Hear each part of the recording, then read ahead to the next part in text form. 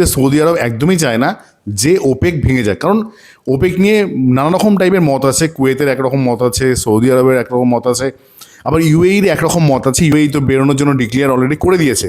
কিন্তু যদি এরকমভাবে বেরিয়ে যায় যে এই পেট্রোকেমিক্যালসের দাম বা পেট্রোলিয়াম গ্যাস বলুন বা সমস্ত কিছু যেগুলো আমাদের প্রয়োজনীয় জিনিসের দাম, সেটা ওয়ার্ল্ড বাজারে অ্যাটলিস্ট ক্র্যাশ করে যাবে।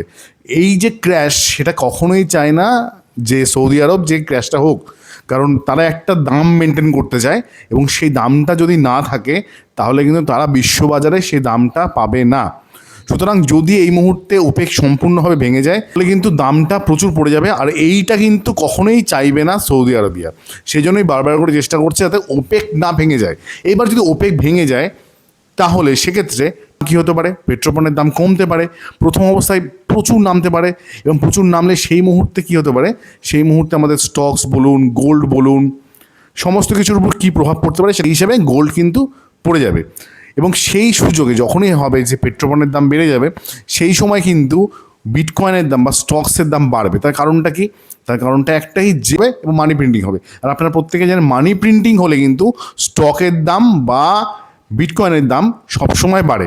তাহলে গোল্ডের দাম সীমিত অল্প অবস্থায় পড়তে পারে, তারপরে গোল্ডও ঊর্ধ্বমুখী হবে, স্টক ঊর্ধ্বমুখী হবে এবং বিটকয়েন উপর দিকে যাবে। সৌদি আরবের যে ভিশন আছে, যে মিশন আছে 2030, এবং তাদের যে চিন্তাভাবনা আছে, সেক্ষেত্রে তারা একদমই চায় না যে কোনোভাবেই ওপেকটা ব্রেক করে সবাই বেরিয়ে যাক এবং ওপেক ভেঙে যাক। এতগুলো দেশ সম্মিলিতভাবে তেলের দামকে নির্ধারণ করে। এরা কি করে, বিশ্ববাজারে তেলের দাম নির্ধারণ করে কার উপর, ডলারের উপর বেস করে।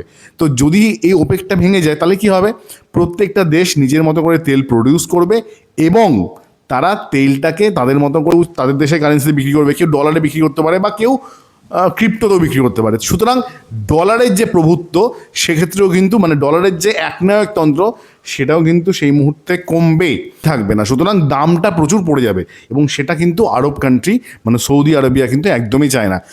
আর তার সাথে আর একটা গুরুত্বপূর্ণ বিষয়, তেলের দাম কমছে না কী জন্য, তার কারণটা হচ্ছে ইউএই তো বেরিয়ে গেছে।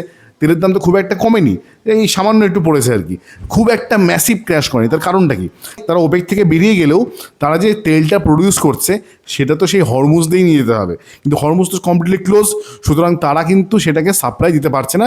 ন্যাচারালি তেলের দাম বা ন্যাচারাল গ্যাসের দাম কমছে না। একটা কথাই বলা যায়, আগামী দিনে বিটকয়েনের দাম এক্ষেত্রে কিন্তু একটা বাড়ার সম্ভাবনা এবং স্টক মার্কেটে কিন্তু ঊর্ধ্বমুখী হওয়ার সম্ভাবনা থাকবে।